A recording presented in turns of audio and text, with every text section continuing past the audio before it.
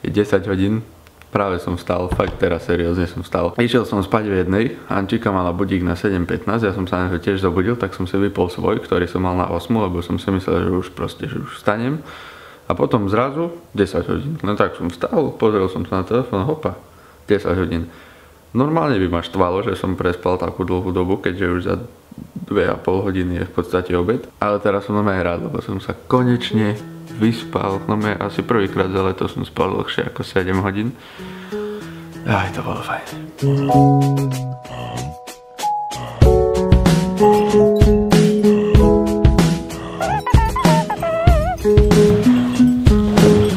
Mal som tento jeden malý nápad na projekt, na menšie vylepšenie, ktoré by som mohol dať svojmu počítaču, čo by mi v podstate uľahčilo strihanie. Viem, že o strihaní teraz trepem v poslednej dobe skoro v každom vlogu, ale myslím, že každému to dojde, že tu trávim veľmi veľa času pri počítači strihaním, keďže vydávam jedno video každý deň, tak si to strihanie treba urobiť viac pohodlné. O čo ide? Na strihanie používam Adobe Premiere Pro, čo je druhá najlepšia vec, čo ma kedy v živote stretla hneď po mojej ex. A keď človek strihá, tak tam je veľa nástrojov. Je tam strihací nástroj, je tam myškový nástroj, je tam, neviem, čo by som ešte mohol popísať, čo by ste pochopili. Proste strašne veľa nástrojov, hej? A tie buď si môžete klikať myškou ako šalení, ale to by ste sa nedoklikali, kebyže proste strihate iba myškou, alebo si každý ten nástroj môžete šupnúť na jednu klávesu a potom si to iba prepínate rukou na klávesnici. Čož mám urobené aj ja. A tiež to mám na klávesnici potom aj označkované. Som zobral tie malé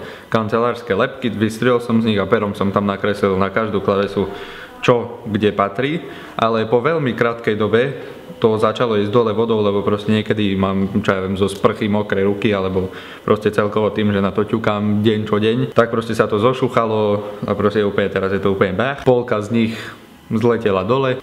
Možno tam ešte tak, kde v hlbokých útrobách tejto klávesnice sú. Tak som sa rozhodol, keď mám dneska trochu času, teraz ešte pred obedom, tak by som urobil túto vec, sa na to hecnem a už konečne to urobím. Čiže úloha na dnes je urobiť väčšie a lepšie a farebnejšie a trvácnejšie značky na moju klávesnicu. Ak niekoho nezaujímajú tieto kutilské kutiky, tak si to iba trochu preskočte a budeme pokračovať v normálnom dni. Prvý krok bude vyťahnuť si všetky moje photoshopovské, skicarovské skily zo všetkých mojich telesných otvorov, aby som si proste dobre navrhol, naplánoval a urobil tie moje skratky, ikony, značky a proste.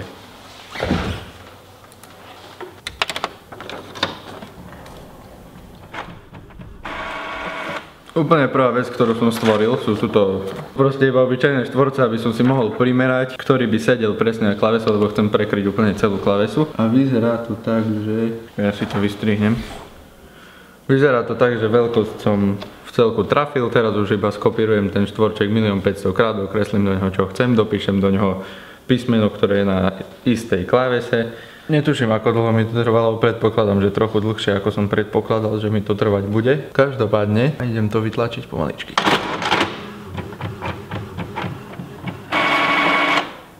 Dobre, čiže po asi takej sypaná hodine robenia tých debilín som prišiel s týmto. Sú také trochu... Máme návštevu. Sú také trochu prerezané, proste nie až tak dobre vytlačené. Dajme tomu, že to je tlačiareň, ale každopádne je to oveľa lepšie ako toto, čo tu mám teraz. Proste tieto úplne náhodno značky. Ja si ich dám dole, tieto si tam nalepím. Konečne sa môžem vnoriť znova do čara strihania s novými klávesami. Bude to vyzerať mega.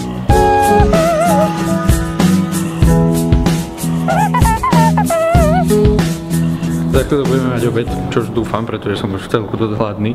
Budeme mať brinzové pyrohy, čo je asi tá najlepšia vec, ako ľudstvo pokedy vymyslelo. A bol som poslaný do Freshu kúpiť kyslé mlieko, lebo reku, že ho nemáme.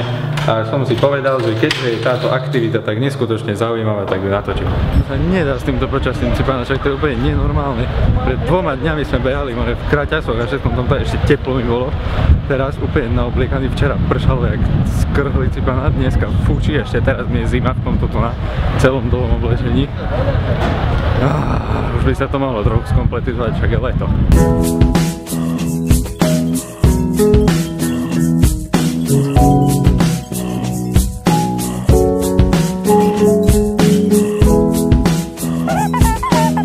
Pamätám sa, čo som bol vo Freši asi pred 2-3 týždňami, bol som, babka ma vyslala kúpiť paradajkový pretlak a miesto paradajkového pretlaku som sa spýtal na paradajkový preklad. Cítil som sa tam v celku trapne. Ak by niekoho už nejak výrazne prestávali baviť tie kutilské časti týchto vlogov, tak mi to určite nejakým pekným spôsobom dajte vedieť do komentárov dole.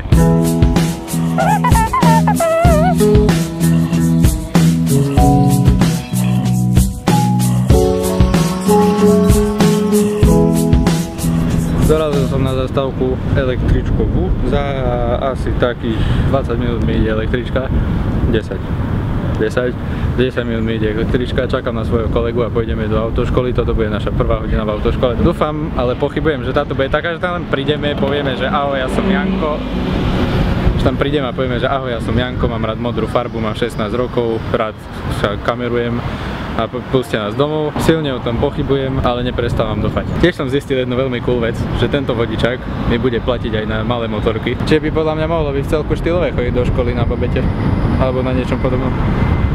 Aj tak na to ešte nemám pek. Dobre, pokračujem v čakaní. Toto biele tam v diaľavách, to je môj autoškolový kolega. Za 2 minúty nám ide električka. A ešte aj ponožku máš cool. Ďakujem. Že vraj to máme byť o 15 minút skorej, lebo že to je prvá hodina. Kam ideme? Tu ideme. Máme ešte asi tak 22 minút, že tam budeme o 15 minút skorej, keby sa 4 krát zamotáme. Tam je auto, drive a Hronco a Peť. Mali by sme byť správne. Nie je tu ani jedna tabuľka o tom, kde sme.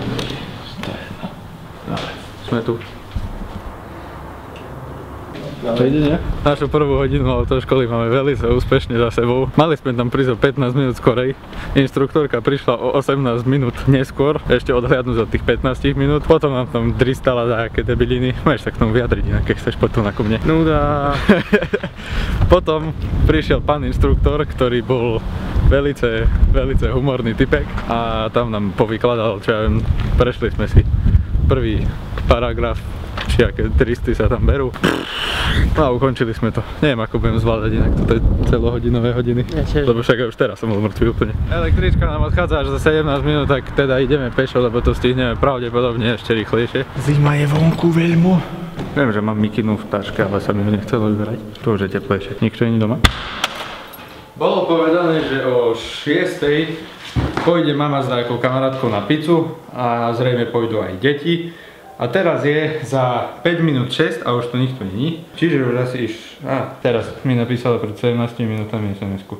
O 18:00 pred Teskom, potom keď tak volaj, kam ideme. Dobre? To som trochu prešvihol. Za 2 minúty sa máme stretnúť pred Teskom. Čiže si môžem švihnúť. Netuším, s kým mama chce ísť na tú pizzu, vôbec nepoznám, iba po mene ju poznám, podľa mňa ju spoznám, keď ju uvidím, to je jedno. Celé Košice tu bimbajú, to znamená, že už je 6 hodín. Aj morej cyklocesta. 18:00, sakra. Ale ako si tak poznám svoju mať, tak by som teraz bol rád, keby meškala. Na ceste ku Tesku. Na ceste ku Tesku? Hej, tá tu pri tom modrom kostole. Tak za chvíľu sa vidíme. No to dúfam. Čau. Máme tu menšie nedomyslené plány, rozhodujeme sa medzi dvoma pizzeriami. A že vraj sme iba tu na tesne blízko od seba, takže... Našiel som ich. Dobrý. Vybrali sme našu destináciu. Bolo to bližšie a trochu menej ghetto ako tamto druhé, ale tam je zase fotbalek, no nič to. Dobrý deň. Dobrý. Pizza bola fajná, donesli ju v celku rýchlo. Je 7 hodín, neviem prečo, bola taká fajná zrejme, lebo som bol nenormálne hladný. Idem domov, nechal som ich tam, lebo musím ešte, no proste teraz musím makať, lebo na víkend odchádzam preč a musím si nadbehnúť jeden vlog. Ešte mám jednu vec, čo vám doma chcem ukázať a potom...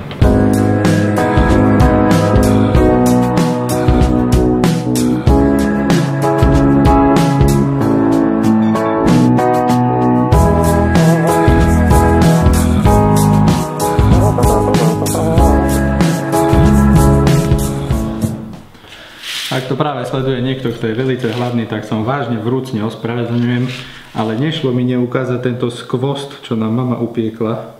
Kedy dneska ráno ešte nám ho upiekla, hej. Bol pôvodne určený na ten víkend, na ktorý idem preč, aby som ju tam zobral. A dneska je štvrtok a už zmizla polka, takže neviem, či nebude treba urobiť ešte jednu ďalšiu, po prípade nejaký ten iný koláč. Testovacia jazda.